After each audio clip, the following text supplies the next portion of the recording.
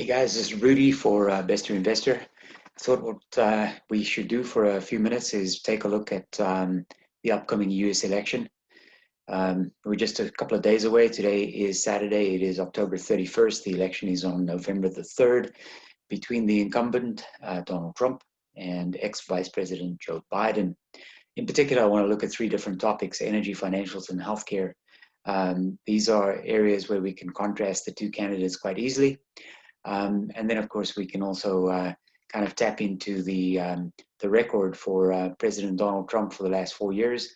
As a general rule, most people who, for sure, people who like Donald Trump will tell you that he's one of the first presidents ever to actually have done what he said he was going to do. And then, on the other hand, there are obviously many, many people who simply do not like Donald Trump for whatever reasons. I'm not too sure I care about that. What I want to do is focus on the job that the guy is doing.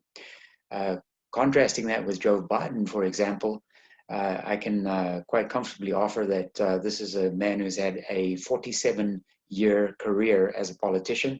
I believe that he has a very, very limited highlights reel. He has not had many successes. In fact, his primary success of late, in terms of his long career, would have been the fact that Obama had invited him to join his administration as vice president. And prior to that, many, many years ago, almost 50 years ago, his primary achievement was being elected to the US Senate. And so this is a career politician. He's never had a job. He's never sold a product. He's never signed a payroll check. There are other allegations against his family business, which I'm not going to get into. But yeah, he doesn't strike me as the strongest candidate for US presidency in our most recent past. Anyway, the three focus area, which are relatively easy areas to contrast them on, is energy, financials, and healthcare. So what I want to do is kick it off with energy. Obviously, for the majority of people who watch the show, some of you have affectionately nicknamed me Mr. Oxy. I'm not sure I like the title of Mr. Oxy anymore, with Occidental trading at $9, but I'll take it because I have several thousand shares of Occidental, and once Occidental gets back to over $20 per share, I might want to really be called Mr. Oxy. On the other hand, obviously, many of the viewers of my channel hold, like I do, several different energy equities. So I thought let's kick it off with energy as a starting point in terms of where we are today. If we look at the energy sector year to date and compare it to the S&P 500, we can see that the energy sector has pretty much taken a huge tumble. And since the beginning of this year, January 2020 to today, it is down 52.07% over that period of time. So a huge contraction in the energy sector. To contrarians, this is kind of one of those situations where you say buy, buy, buy. But let's look at some of the differences between the two candidates. Firstly, President Trump has obviously been very pro-energy. He has not published a specific policy or issued any kind of change or directive. We know that President Trump supports oil and gas. We know that he is very, very keen on continuing America's energy independence. He has also opened new lands for drilling. And forgive me if you see me peeking at my notes, because I don't want to say the wrong thing or make sure I miss anything. He has definitely he has definitely been in favor of less regulations, and he has said publicly several times that he will continue his deregulatory agenda for energy independence. As a general rule, just sort of off the cuff, everything I just said, if you sort of add it all together, you can say this should be a boost and perhaps even lead to a short-term recovery for oil and gas stocks in the very near term. Biden, on the other hand, has gone with the I don't want to call it Green New Deal, because he has to an extent dismissed that. He said, I am the Democratic Party now, but yet he supports net zero emissions before 2050. So that's in 30 years from now. It's an easy proposition for Biden to make. To be quite honest or frank, it's an easy proposition for me to make at my age. If I had to say I want to support net zero emissions before 2050, there's a really good chance I'm not going to see it. So it doesn't matter what he says in that regard, but it's a lofty goal, and that's sort of what he wants to do. He obviously wants to get the United States back into the Paris Accord, which is probably one of the biggest frauds ever committed globally, other than the Kyoto Accord, which was its forerunner. But that's a separate topic we can get into. In addition to that, or in order to support this, he has announced a $2 trillion energy plan and proposes more regulations on oil and gas companies, including the fact that polluters must bear the full cost of the carbon pollution, which is perfectly fine, except that carbon, and especially CO2, is one of those invisible things and very, very difficult to measure. So it's very easy to blame anything on CO2 when we cannot absolutely 100% measure carbon pollution. So it's one of those wishy-washy claims, but it buys him some support with the sort of green movement. I'm not anti that movement. I believe a cleaner earth benefits everybody, especially in the long run. We need to make sure that we do things the correct way. But on energy specifically, it's easy for me to score my scorecard 1-0 for Trump. We talk about financials. There's a reason why I have this little picture here of the US Postal Service right next to a bank. We'll come back into that one in just a minute. But let's first look at the sector. Over the past year, since January the 20th, the financials, much like the energy, but to a lesser degree, has taken a dive. It's contracted, and it's down at almost 22% year to date. Two of the reasons for the lower performance of the financial sector obviously include rising defaults due to COVID-19, which is one of the reasons why the energy sector crashed as well. Not rising defaults, but I mean COVID-19. And then the banks or the financials in general have been suffering from extremely low interest rates. I mean, you can't make money when the interest rate is zero. So that's obviously impacted banks negatively. But let's look at Trump. He has said he's going to roll back Dodd-Frank on all but the biggest banks. It might be a good time to say what was Dodd-Frank again? It's Consumer Protection Resolution Authority, Systemic Risk Regulation, the Volcker Rule, we'll get into that one next, and derivatives. So a whole bunch of rules and regulations that Dodd-Frank implemented to control and govern the banks, which dates back to 2007, 2008 during the financial crisis. Arguably, some of these rules might be good, some of them might be bad. As a libertarian, I'm anti-regulation in general. So I'm not confident that rolling back Dodd-Frank entirely would be a good thing, but less regulation is good for me, so I support that. The Volcker Rule, a federal regulation, prohibits banks from conducting certain investment activities with their own accounts and limits their ownership of or relationship and with hedge funds and private equity funds. This is kind of like one of those provisions within the Dodd-Frank rules and regulations, and Trump has proposed that he would roll that back as well, or at least ease it. Effectively, what the Volcker Rule rollback would allow is it would allow smaller banks to take on more risks. In the short term, rolling back Dodd-Frank and easing the Volcker rules would be good for banks, would be good for financials. So from an investment point of view, that would be good for me too.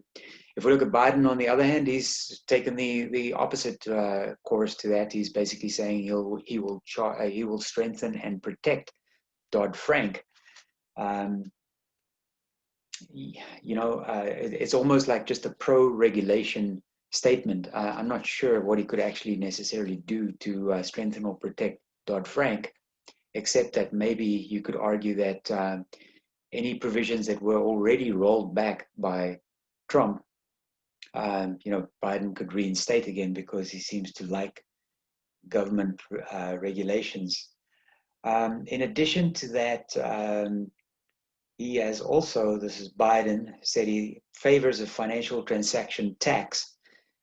A financial transaction tax will diminish liquidity for sure, and also weaken trading activity.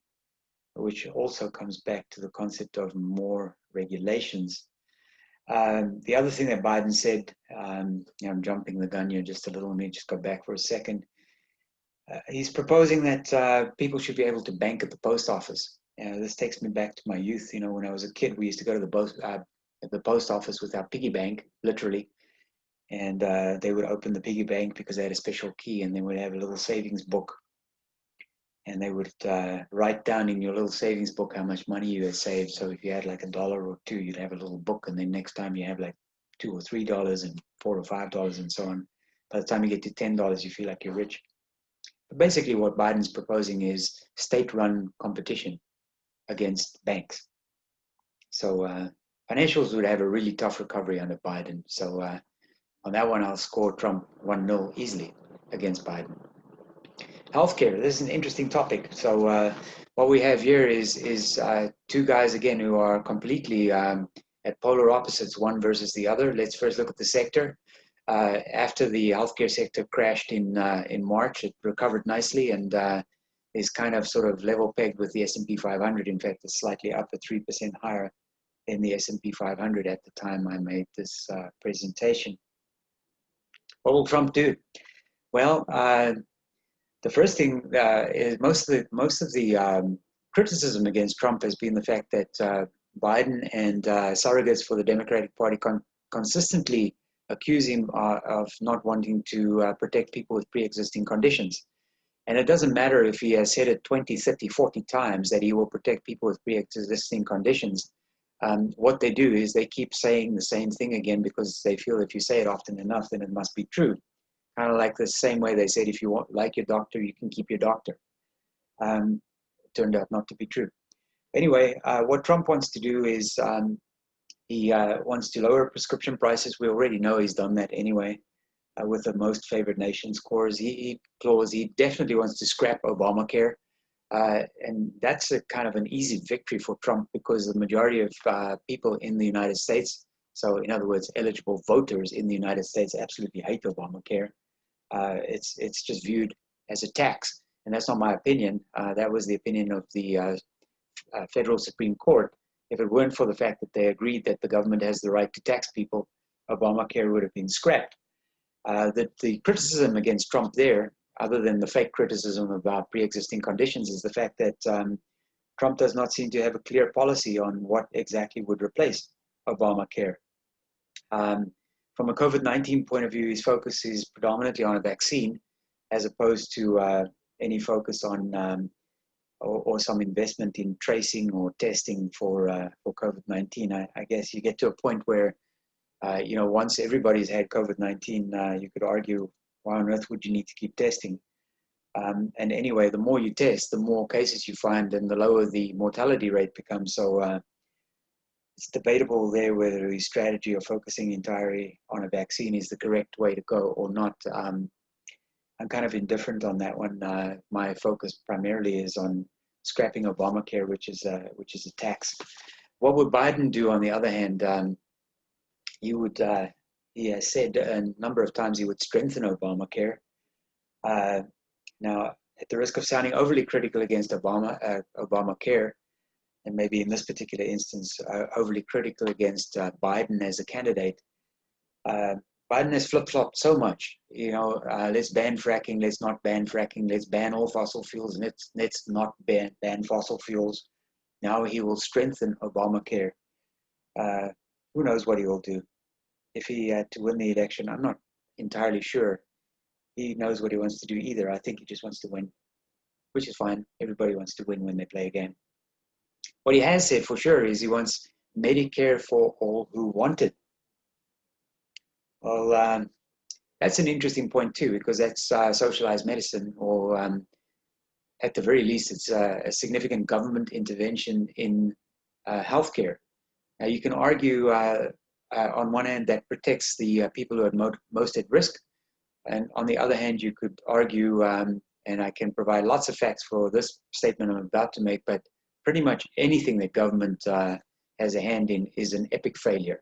So if government wants to run healthcare for everybody, then it's probably going to end up in a situation where it's just cost prohibitive, And if you think it's not cost prohibitive from a user or consumer point of view, because it will be like free healthcare, kind of like they have in Canada, they pay for it with such high taxes that the last thing you could call it is free healthcare. So Medicare for all who want it is kind of once again leaning towards the far left element of the Democrat Party in order to make sure that they don't go away.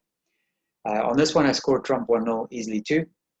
I think based on the uncertainty in the market from both candidates right now, Trump and Biden, uncertainty is not good for stocks. So we'll have to see what this does for healthcare and what happens after the election, which is now just a couple of days away. So guys, there you have it. This is sort of my take on these. You may or may not agree with me. You know, I welcome diverse opinion. And you can tell from what I've just shared with you that I'm obviously supportive of Donald Trump in terms of his re-election. I don't particularly care what people think of him in terms of his personality or in terms of his crass communication or even lack of ability to communicate properly. However badly he communicates, he is 100% better at communicating than Biden, who just mumbles and bumbles his way through almost anything. I think hands down, Biden is the worst candidate that I've seen in my lifetime run for the highest office in the land in the United States. And as I did in a previous video, I predict a victory for Donald Trump, regardless of what the mainstream media is trying to tell us in terms of polling. So guys, in a nutshell, that is my take on it. As I said, feel free to disagree with me. I welcome the disagreement. I welcome vigorous debate as well. And if you think Biden's actually going to win the election on Tuesday, then let me know why you think Biden's going to win it. I'm not quite confident not to say it's going to be a landslide victory for Donald Trump, but I think he's going to win the U.S. presidential election handsomely. So that's my take. If I've offended you with one of these comments that I've made, I hope that's not the case, and I hope to just provide factual information, and I hope that that's how you view the information that I've provided for you. Anyway, if you like the video, please subscribe, and we'll see you soon with some more news about energy and more. This is Rudy for Best Investor signing off, saying take care, stay safe, bye-bye.